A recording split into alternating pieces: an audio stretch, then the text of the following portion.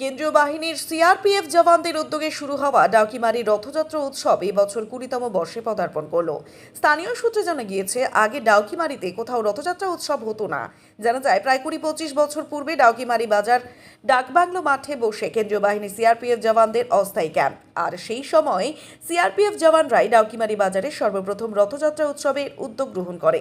কিন্তু পরবর্তী সময়ে সেই ক্যাম্প তুলে নিলে জওয়ানরা চলে যাওয়ায় বাজারে রথযাত্রা উৎসবের দায়িত্বভার বাজার ব্যবসায়ী সমিতি এবং স্থানীয়রাই হাতে তুলে নেন। তখন থেকে প্রতি বছর নতুনভাবে রথযাত্রা উৎসব কমিটি তৈরি করে মহা সমারোহে ডাউকিমারি বাজারে রথযাত্রা উৎসব পালিত হয়। দেখতে দেখতে 19 বছর কাটিয়ে এবছর 20তম রথযাত্রা উৎসব অনুষ্ঠিত হচ্ছে ডাউকিমারি বাজারে। সিআরপিএফ জওয়ানদের দ্বারা শুভারম্ভ সেই রথযাত্রা উৎসব আজ অগুন্তি মানুষের ভিড়ে বাজারে কার্যত মেলার রূপ নিয়েছে। ডাউকিমারি রথযাত্রা প্রসঙ্গে স্থানীয়রা কি জানিয়েছেন শোনাবো। আমাদের এইখানে সিআরপিরা যখন আসলো তখন তারা সৃষ্টি করলো, সৃষ্টি করার পরে যখন চলে গেল তখন আমাদের উপর হ্যান্ডওভার করে দিল সমস্ত বাজার ব্যবসায়ী সমিতি এবং অতঃপর এলাকার যে সমাজের লোক আছে তারা সবাই সহযোগিতা করে এখন রথটা ওই অবস্থায় চলতেছে। না এত বড় ছিল না, তখন তো সামান্য কিছু ওরা করে দিয়া চালু করে দিয়া চলে গেছে হরিপদ অধিকারী। তো এখানে সিআরপি ক্যাম্প আসলো, সিআরপি ক্যাম্পের থেকে যখন গিয়ে সিআরপি চলে গেল তখন আমাদের কাছে ও রেখে গেল, রেখেই ওইটা আমরা শুরু করলাম। লোকজন হয়েছে, লোকজন তো ভালোই হয়েছে, বেশ খুশি ছিল। এখন তো আরও একটু বেশি, আর একটু লোকজন বেশি হচ্ছে, বেশ কিছুই পরিবর্তন হয়েছে। আর এমন লোকজন প্রচুর সামনে আছে, সবাই মিলেমিশেই করা হচ্ছে। ধীরেন্দ্রনাথ সরকার। এটার ইতিহাস যদি বলা যায় তাহলে এটা সিআরপিএফ কর্মকর্তা যারা ছিলেন তাদের হাত ধরেই, তাদের উদ্যোগে এবং আমরা সহযোগী হিসাবে আমরা কাজটা করে আসছি এবং ধারাবাহিকভাবে তারপর থেকে প্রতি বৎসর ডাউকিমারি যে রথযাত্রা কমিটি তারা এটাকে পরিচালনা করে আসে। উৎসের দিক থেকে বলতে গেলে এটা সিআরপিএফ যে ক্যাম্প ছিল ডাউকিমারিতে তাদের হাত ধরেই এই রথযাত্রাটা প্রথম উদ্বোধন হয়। সিআরপিএফ দ্বারা এবং কর্মকর্তারা যারা ছিল সেইভাবে মানুষের ঢল যেটা তখন ছিল না এবং উদ্যোগও সেইভাবে ছিল না। ধীরে ধীরে দিন পরিবর্তনের সাথে সাথে এখন যে ভিড় এবং জনগণের যে উৎসাহ উদ্দীপনা, এটা শুরুতে সেই ধরনের পরিস্থিতি ছিল না। চলে যায় তখন রথযাত্রা কমিটি, মূলত দুর্গাপূজা কমিটি যারা পরিচালনা করে তারাই ওইখানে নিয়ে তাদের উদ্যোগে এই রথযাত্রা কমিটি তৈরি করে ব্যবসায়ী সমিতি সবাই যৌথভাবে তাদের যৌথ প্রচেষ্টায় এটা এইভাবে চলে আসে। বর্তমানে সেইভাবেই চলছে। আমার নাম পুলকচন্দ্র সরকার। হ্যাঁ, তাহলে যখনই রথটা চালু হয়ে গেল, আগে তো ডাকুমাতে রথযাত্রা ছিল না, এই সিআরপিরাই চালু করলো।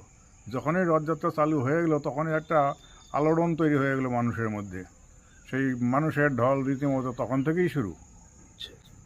এখন তো দিনের পর দিন লোক সংখ্যা বৃদ্ধি, এখন আরও বাড়বেই। রতীন্দ্র চক্রবর্তী। ডাকবাংলো ডাকবাংলো মাঠে সিআরপির বিশাল একটা ক্যাম্প তৈরি হলো আর কি।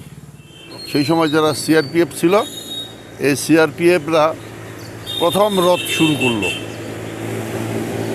রথযাত্রা যখন শুরু করলো, সেই রথ করার পরে তারপরে যতদিন বোধহয় 2 বছর সিআরপিএফের তত্ত্বাবধানে রথযাত্রা হয়েছিল।